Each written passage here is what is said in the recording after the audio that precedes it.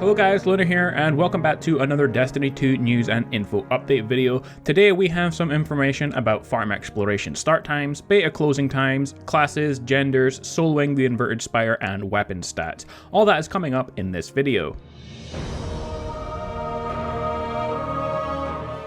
Starting off this Sunday on the 23rd of July, you can visit the new farm social space for 1 hour. You probably already know that, but there are start times for accessing the farm in all regions on both consoles. US West Coast is 10 AM, US East Coast is 1 PM, UK time is 6 PM, and Europe is 7 PM. So that kind of makes Sydney, Australia 3 AM, and hopefully you can work out your time zone from those areas. So what do we know about the farm so far? Well, it supports 26 players compared to the Tower's 16. And we do know it will evolve over time with characters coming and going and population growing. However, I don't think that means Guardians, it means NPCs. There will be various activities to take part in, including soccer. When it comes to vendors, the Cryptarch Tyrokarn and the Postmaster Darby 5530 made it out of the tower in one piece, and we'll see new vendors coming to the farm as players progress through the story. Of course, loads of people are missing in the European Dead Zone. Plus, don't forget that there are chickens. I'm sure we will find more stuff once we take a look at the farm for ourselves.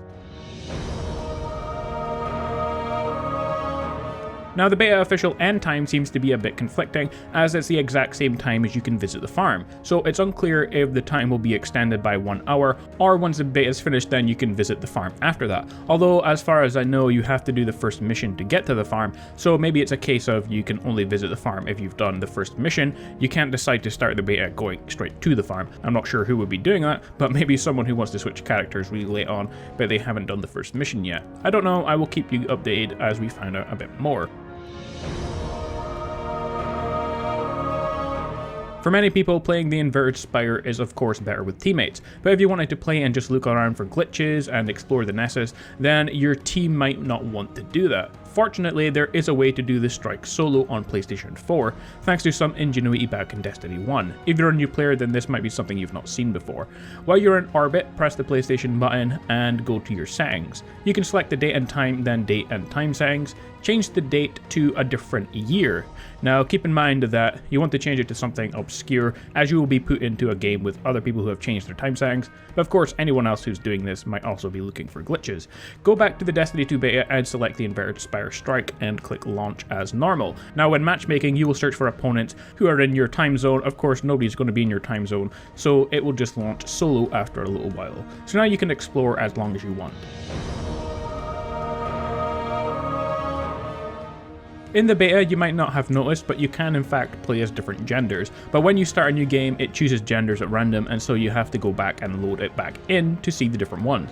Unfortunately, most of the time I have seen once you've selected a class and you get your gender, the other classes seem to be the same gender. Possible bug, I'm unsure, but if you don't have this problem and you want to select your gender, you will have to spot the slight differences. Thanks to this Reddit user though, you can now easily spot which of the classes male or female characters look like, so you can choose the gender for yourself. And they're pretty similar looking, but there are slight differences to them.